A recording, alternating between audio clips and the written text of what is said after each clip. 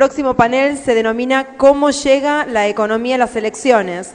Fernando Marul es economista, macro y mercados financieros, socio en FMIA. Va a ser moderado por Pablo Pero, economista de la Universidad Nacional de Tucumán. Hola, hola. Bueno, muchas gracias por la invitación.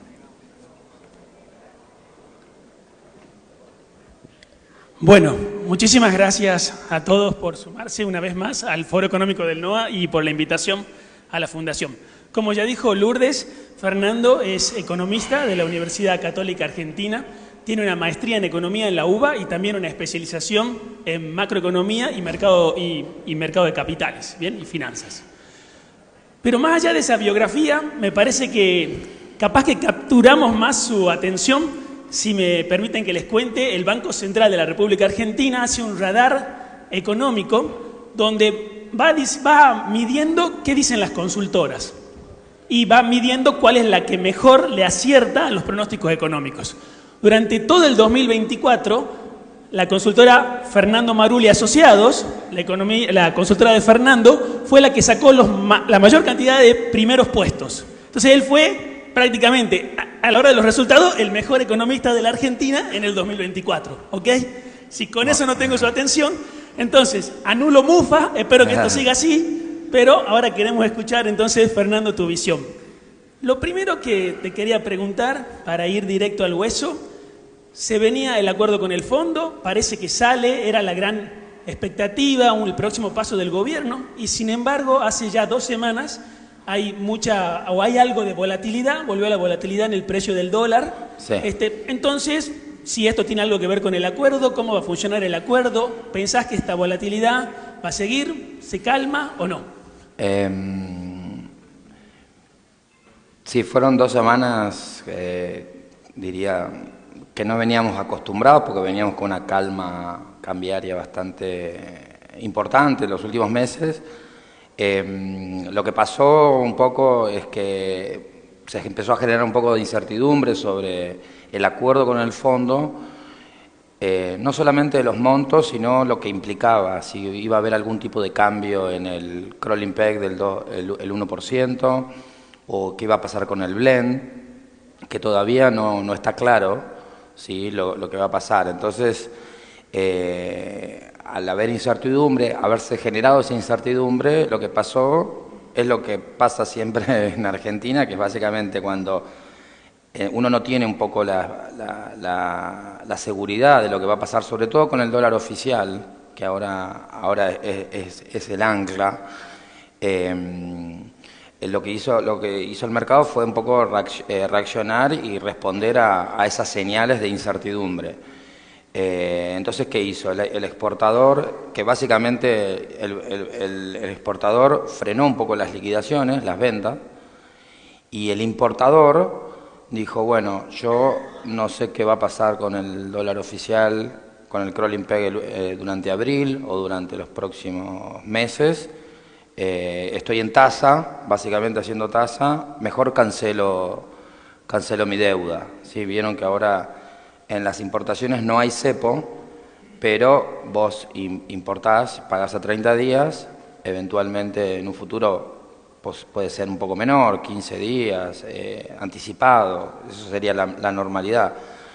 Y también hubo bancos que tenían posiciones en pesos, habían vendido sus dólares, tenían posiciones en pesos y se los recompraron al Banco Central.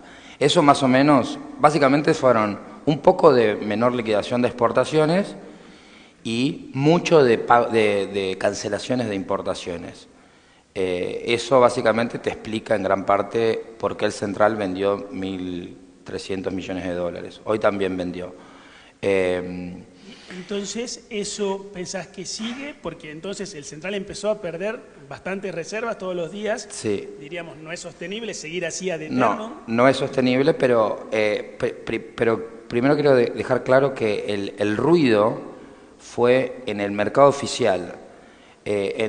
Vimos subir el paralelo, sí, pero es como que el Banco Central intervino en el paralelo, pero no mucho. ¿Sí? No vendió más de 150 millones de dólares en estas 2 semanas. Los bonos tampoco, tampoco cayeron tanto y las acciones vienen levantando. Es como que de todos los mercados, el que estaba afectado puntualmente era el del dólar oficial.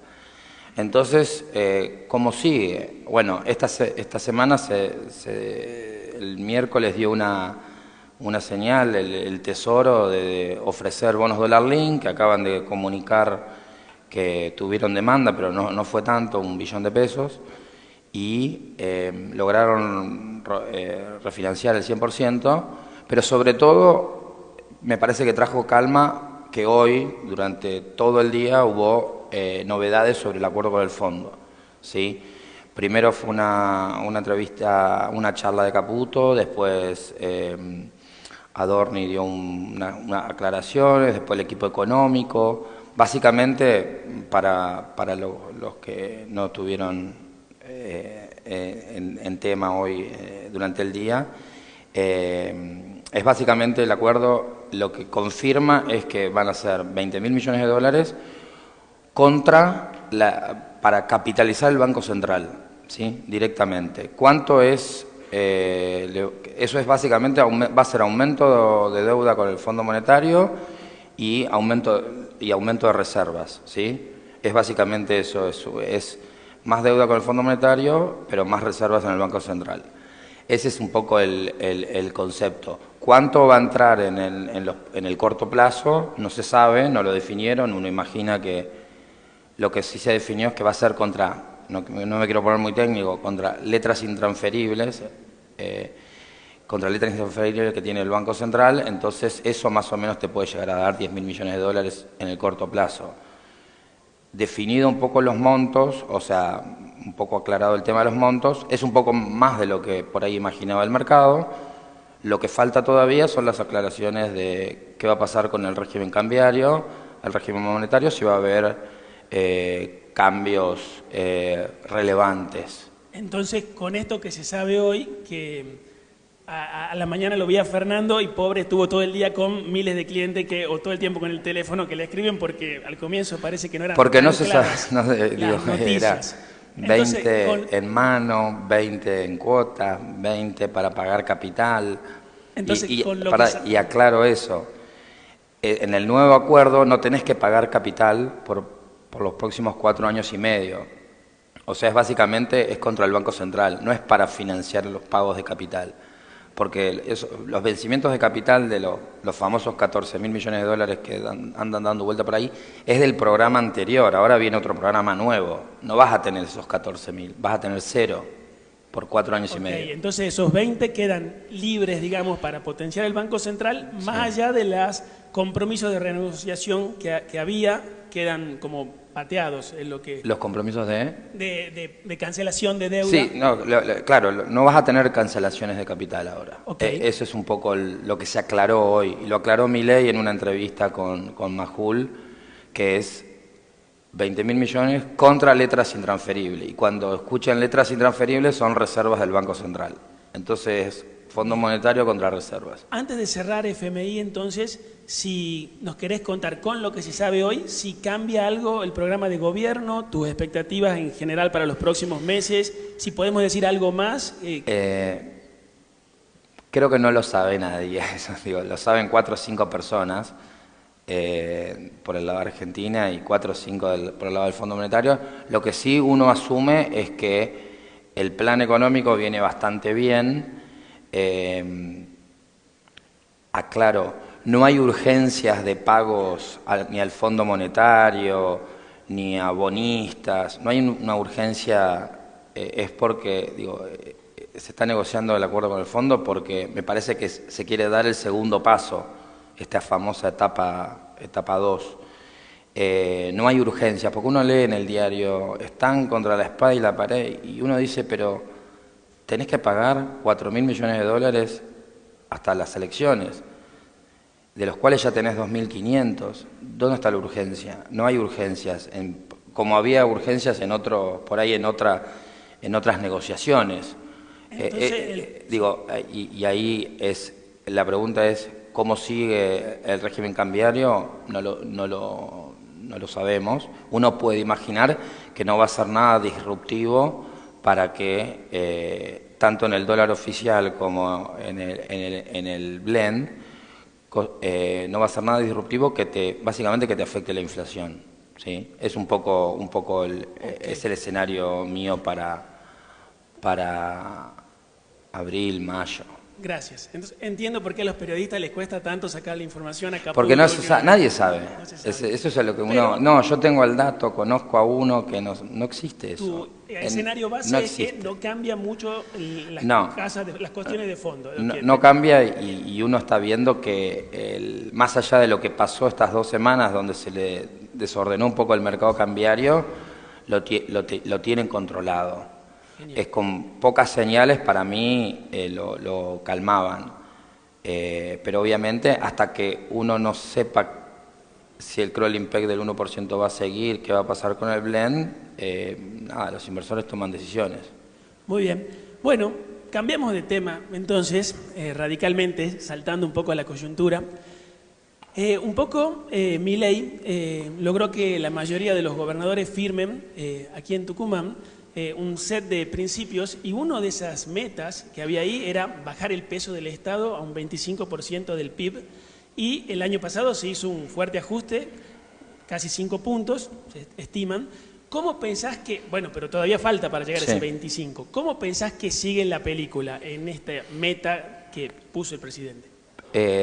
Aclaro que esa meta es de nación más, el gasto público ese es nación más provincia. Más o menos hoy es 35% y viene de 45% en los últimos 5 años, era 45% que fue el máximo. Ya bajó 10 puntos.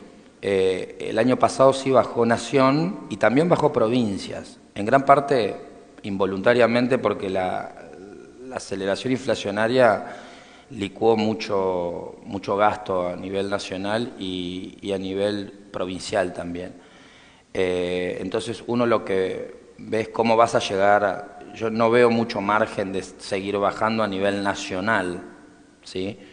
Es más, hasta lo veo que ya está en un nivel relativamente bajo, sobre todo porque la gran parte es jubilaciones, que es el mayor gasto, y eventualmente jubilaciones ya no baja más porque además ya está indexado por inflación, eso significa que no va a bajar. Donde uno va a ver compensar eventualmente van a seguir bajando subsidios, ¿sí? Y puede compensar un poco más con infraestructura, algo o ayudas sociales, que fue donde se concentró bastante el gasto, prácticamente no bajó el año pasado. Pero ahí el mensaje es, de nación ya está bajo, el trabajo lo tienen que hacer las provincias ahora, para llegar a ese objetivo de si hay que seguir bajando el gasto público. No creo que lleguemos a 25%. Parece muy poco, los países que menos Estado tienen en el mundo tienen cerca de... Parece muy poco, pero porque eso creció mucho en los últimos, básicamente fueron 20 puntos en 25 años, fue tremendo. Donde el trabajo, sobre todo en Nación, al menos mi lectura, es donde más trabajo puede hacer es en la parte fiscal, ¿sí? Que hoy salieron los datos de actividad, enero vuelve a crecer 0,6% mensual, eso le permite, la recaudación está subiendo fuerte en Nación y en las provincias también, porque está subiendo en los 3 impuestos que básicamente que recaudan con la actividad, que son IVA, ganancias y seguridad social. Y eso se coparticipa, por eso también las provincias están con un poco más de margen ahora. No sé si es tu área, porque tal vez implica algo también de política, pero ¿cómo ves entonces si las provincias son las próximas que tienen que dar el paso de reducción del gasto? Y de impuestos también. Y de impuestos, muy bien, claro, para bajar impuestos tenés que bajar un poco el gasto, a menos quieras endeudarte. ¿Cómo ves que se haría? ¿Hay un cambio en ingresos brutos por un IVA nacional? ¿Hay una presión directa del presidente? Yo creo que algo de eso va a venir. Sobre todo a nivel nacional tiene para ordenar un poco, simplificar los impuestos. Y creo que lo del super IVA, digo, ya lo dijo, creo que Milei viene diciendo, voy a bajar el 90% de impuestos, que es en cantidad de impuestos, básicamente va a dejar en 4 o 5 impuestos, que son estos que les estaba diciendo. Uno imagina, bueno, pero van a dejar impuesto al cheque, puede ser un impuesto espantoso, pero después las provincias me parece que es donde tienen que, hoy el foco está ahí, porque tienen más plata, digo, están todas, no hay una provincia con déficit ahora, todas tienen superávit. Entonces, ahora es lo que vamos a ver en las elecciones provinciales. ¿Qué van a hacer? Tienen dos decisiones, bajan ingresos brutos con el superávit que tienen o se lo gastan en obra pública para las elecciones. Hay provincias que ya empezaron Chaco creo que la semana pasada bajó ingresos brutos y eventualmente tienen capacidad para tomar deuda, que si se la van a gastar en una ruta es nada mejor invertir. Ahí funciona el mercado de capitales, te financian para hacer una ruta, no para gasto corriente, que por ahí es que eso es un poco, yo soy bastante optimista soy optimista pero no ansioso. ¿Optimista con que las provincias pueden bajar? Con Nación sí, las provincias hay que presionarlas un poco más, me parece. Hoy tienen plata. Bien, entiendo lo de las provincias y que ahí tiene que ser el esfuerzo, pero desde Nación, dado que hay un rebote en la actividad económica, por lo menos desde el pozo del año pasado, desde la caída del año pasado, ¿cómo ves si este exiguo superávit de la Nación puede también ser futuras bajas de retenciones o de algún otro impuesto? Yo creo que sí, retenciones me parece que bueno, bajaron, me parece que tienen capacidad con la suba de IVA y impuestos de seguridad social, tienen colchón. O sea, hoy, este año, el superávit fiscal va a ser 1.5 como porcentaje del PBI, que es básicamente 1 billón de pesos que le entra al Tesoro, que le sobra al Tesoro, tiene margen. Primario, antes de pagar intereses. Antes de pagar intereses. Pero los intereses se están refinanciando. Entonces, ¿qué quiero decir con eso? Digo, la pregunta que me hacen, esto a título personal, obviamente, pero hay margen para que no te para que las retenciones que las bajaron las dejen ahí. Uno hace el cálculo y le cuesta 300 millones de dólares, no es mucho dejarlas ahí por el resto del... ¿Cómo es? Permanentemente. Y eventualmente, más adelante, yo creo que van a seguir bajando. Buenísimo. Bueno, saltando entonces desde el Estado ahora al sector privado, acá tenés muchas personas que están a cargo de generar trabajo, digamos. Entonces, sin duda, con Milei cambió el modelo económico que tenía el país. Entonces, es un modelo económico que implica un peso fuerte, que también están liberalizando el comercio internacional, que fue desregulando un poco el mercado laboral, un poco. Tiene entonces algunas características que parecen que son una apuesta de largo plazo del presidente, que más allá que el dólar sube un poquito, baje, la idea más o menos la tiene dicha, la tiene clara. Entonces la pregunta es, si esto es así, si ese va a ser el modelo, ¿cómo se hace negocios en este modelo económico? ¿Qué le dirías a ese empresario? ¿Qué recomendaciones o empresarios? Me parece que sí, quedó claro que es un cambio de modelo de cómo veníamos en los últimos años, donde algunos sectores por ahí, caso del agro, que lo conozco y uno trabaja con ellos, que por ahí tranqueras adentro no le daban los números, pero la parte financiera, por la brecha cambiaria, etcétera, les compensaba, ¿sí? Ahora eso cambió. Digo, ahora hay sectores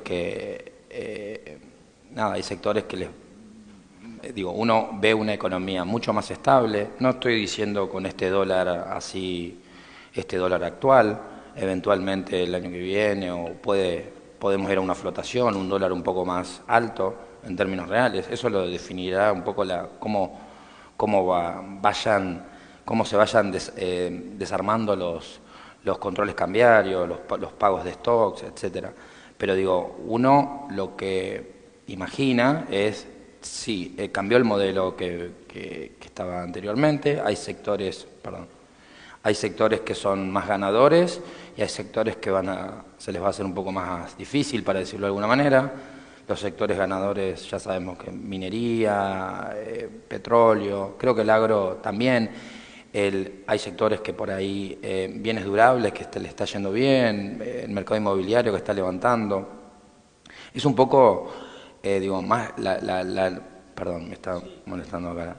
Es un poco, digo, allá, ¿cómo lo resumiría? Más allá del dólar alto, el dólar bajo, es mucho más estable que el que veníamos, donde vos te ibas a almorzar o mandabas un presupuesto o hacías un proyecto de inversión y lo tenías que cambiar, te ibas a almorzar y el dólar saltaba 20%, se rompía todo, se rompían los negocios, se rompía la micro, se rompía Bueno, eso yo creo que va a ser mucho más estable ahora. Bueno, pero si el mensaje va a ser más estable. Va a ser mucho más estable. ¿Te parece que ya es hora de animarse a algo más? Porque para mí estabilidad me animo a hundir muchísimo capital porque tengo tiempo de recuperación. ¿Te parece que eso puede pasar hoy o es muy pronto? No, digo... Y eso también impacta en si la economía sale... Localmente, digo, acá hay mitos siempre en Argentina de que la inversión es extranjera, te la financia el banco y es pública. Y nada que ver, es nacional, siempre, digo, inversión extranjera directa en Argentina no entra hace 20 años. O sea, son todas las empresas las que invierten. Me parece que si hay un orden macroeconómico, no solamente el orden fiscal, el orden cambiario, la estabilidad. Digo, yo creo que lo que nos habíamos olvidado, justo hoy mandé un gráfico para ver lo que era. Eso es la actividad de Argentina. O sea, es un sub y baja hace 10 años.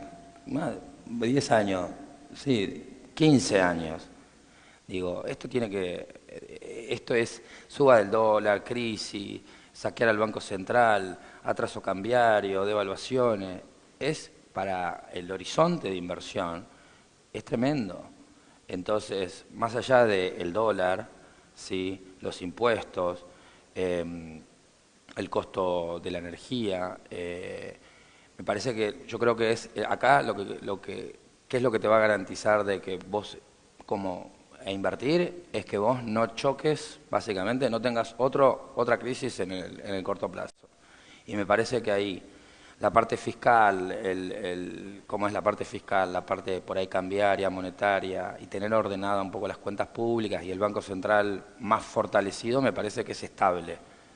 Bueno, ¿sí? Te agrego. Obviamente que después vendrá, bueno, pero no, yo no voy a invertir porque voy a esperar a las elecciones. Si gana Milei invierto, bueno, eso es, acá me parece que es una mala inversión, me parece que es si vos tenés una piña, otra de estas piñas en el corto plazo. Ahí va a ser una muy mala inversión. Okay, y uno no lo espera. Exacto, y no lo estaría esperando. Ese es el punto. Ahí hago un doble clic entonces en este nuevo modelo económico, por así decirlo. Empieza a haber, o te diría desde hace ya un par de años o más, un par de años y ahora más, cierta preocupación en Tucumán, porque si el modelo tenía una respuesta fácil al crecimiento económico era, tengo la cordillera de los Andes, tengo para hacer minería, vivo sobre Vaca Muerta, tengo para hacer gas o petróleo, si me bajan retenciones es más fácil exportar desde la pampa húmeda. Bueno, pero en Tucumán no tenemos ninguna de esas, tampoco estamos a la par de la frontera como para algún plus de comercio internacional por cercanía. Entonces, te la complico más, no sé si capaz que se te ocurre algo. ¿Qué le recomendaría entonces a ese empresario tucumano que, además de las circunstancias de este modelo, no lo beneficia la yapa del mundo que ahora, como hace 150, 130 años, parece que va a beneficiar a Argentina por los próximos 10? Y bueno, ahí no te tocó el Vaca Muerta al lado, ni la minería. Es un poco, bueno, obviamente a lo que se dedican, darle, aprovechar un poco la estabilidad macro.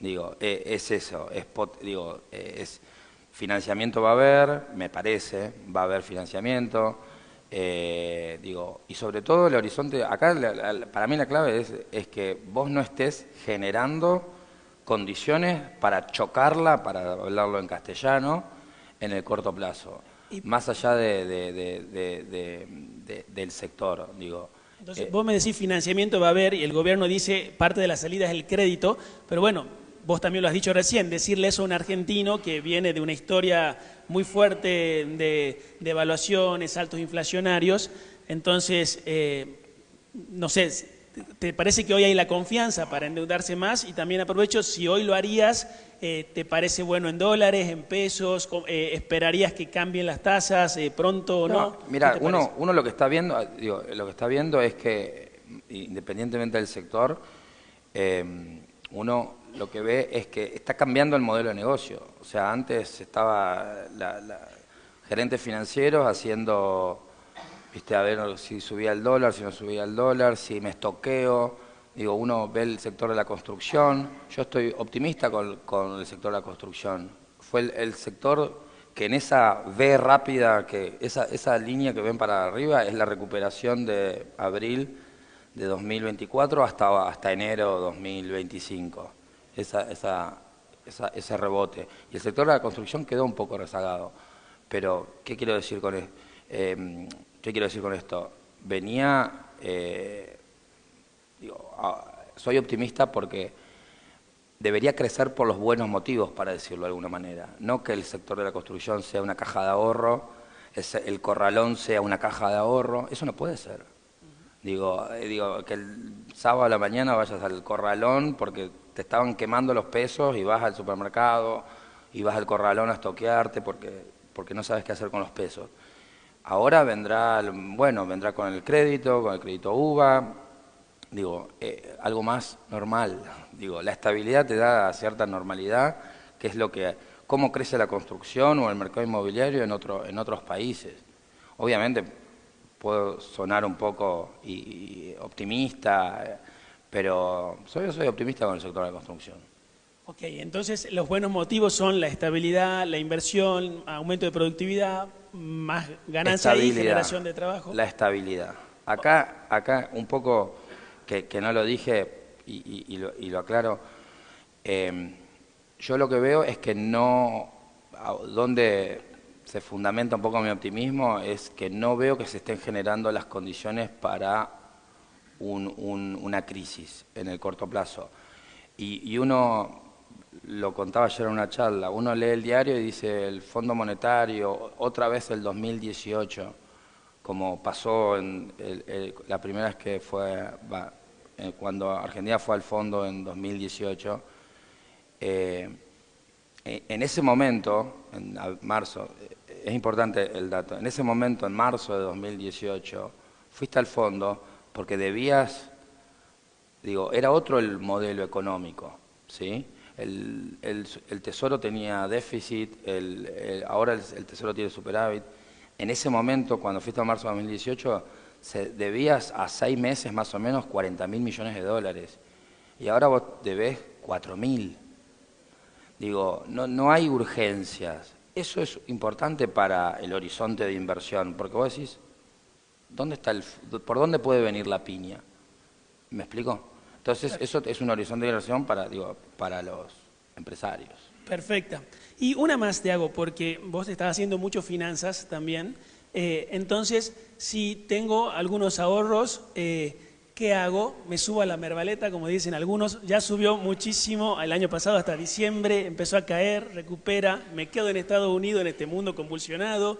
Dólares, acciones, en general, ¿qué pensás? Un poco el mercado anticipó que después de los ajustes Argentina iba a rebotar, como pasó ahí.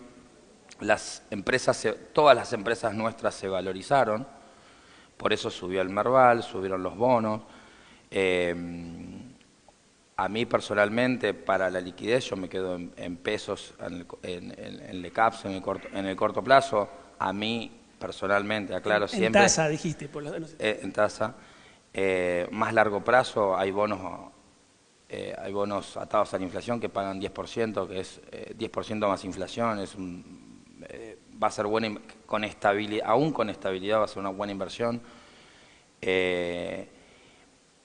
Digo, y obviamente que si sale bien, los bonos para mí tienen para seguir subiendo. Los que acá, si levantamos la mano, creo que todos tenemos L30, al menos un puchito, y realmente fue muy buena inversión en los últimos 3 años, las acciones también. La clave ahí van a seguir subiendo, si no hay crisis a la vista, por esto que te comentaba, que yo realmente no lo veo, se van a seguir revalorizando nuestras empresas, porque va a haber inversión, porque todavía, uno ve que técnicamente YPF vale $35 y todos los que hacen la evaluación de YPF dicen $50, pero realmente nadie sabe cuánto vale YPF, porque nadie sabe cuánto vale. Hoy vaca muerta estás usando el 3% de vaca muerta.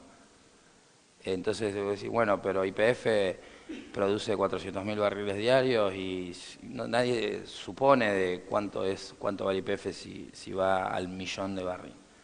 ¿Me explico? Eso es un poco. Obviamente, y ahí cierro, antes de las elecciones va a haber cierta cautela natural, pero bueno, de acuerdo con el fondo me parece que vamos a tener una calma. Bueno, yo no tengo muchas más preguntas. Resumiéndotelo, entonces, esta inestabilidad del corto plazo